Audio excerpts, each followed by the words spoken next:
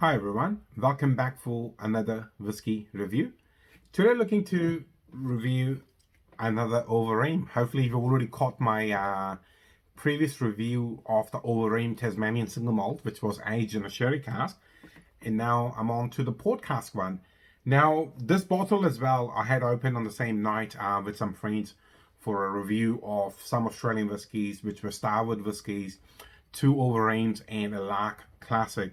Like the sherry cask one, this is also a single cask release, and this one is one of 169 bottles. So I'm assuming it is a quarter cask or a smaller cask, which these have come out of. And like the sherry one, this is also bottled at 43% ABV. Now, I had finished the Overeem sherry cask review by saying I'm going to make it my life's mission to try and source some cask strength samples. And I mean, that will be true for this one too, because I have spent a lot of time with this bottle over the past 3-4 months, and the whiskey has been amazing, but I just wanted to last a bit longer on the palate. But let's find out what the port cask one is like.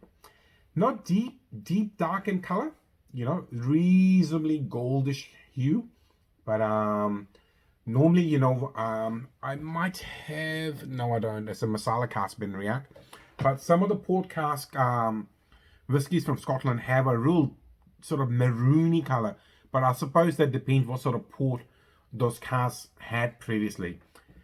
This one in particular, let's find out what's it like on the nose. Oh, there's almost like a mandarin flavored dark chocolate. There's loads of mandarin character in and amongst sort of chocolatey dark chocolate character, and maybe just a hint of salted caramel. So all of the things I'm saying now, these are my own thoughts on the whiskey. For every review, I deliberately try and avoid reading the whiskey maker's review, because I find it clouds your own judgment. And I try to put forward my own thoughts on the whiskey. And that chocolatey character is so good.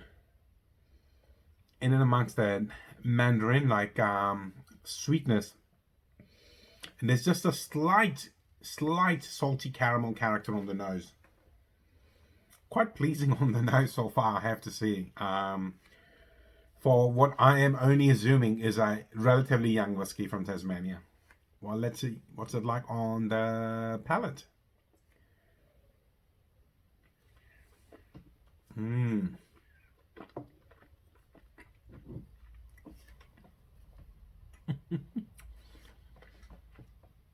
Wow.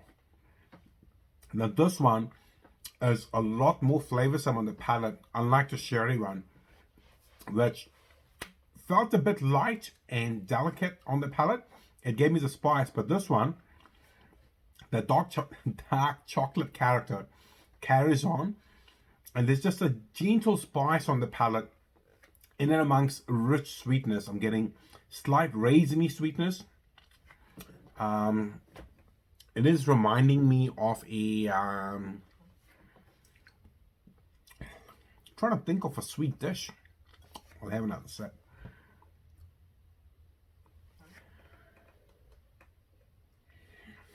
And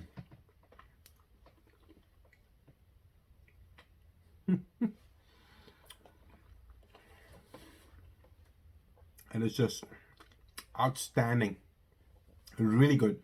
And now I remember which one I preferred more on the night, and it was definitely the port cask over the sherry.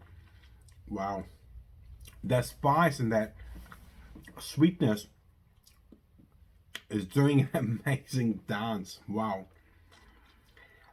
Whew, this one I like a lot. At 43%, it's still got a lot of bones, and it's giving me a lot of joy, a lot of flavor, a lot of character, and it seems a lot more oily on the palate compared to the sherry cask one, even though both of them are bottled at identical 43% ABV.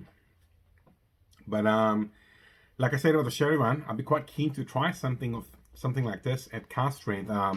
It is a bit unfortunate that I still haven't been to Tasmania in 2019 after endless trips overseas. I was hoping to go to Tasmania at the start of 2020, and I think we all know Mr. COVID turned up and changed all the plans, and I'm yet to go to Tasmania. But here's to hoping once the planes are back up in the air, I'll be able to go to Tasmania one day, go visit these amazing distilleries, and learn a little bit more about what they do, but more importantly, try some amazing cask strength samples. Well, let's see if 2022 might be that year. But that's all I've got to say about this particular whiskey. If you are liking the content, please like, share, and subscribe. Otherwise, I'll see you in the very near future for another whiskey review. See you later. Bye-bye.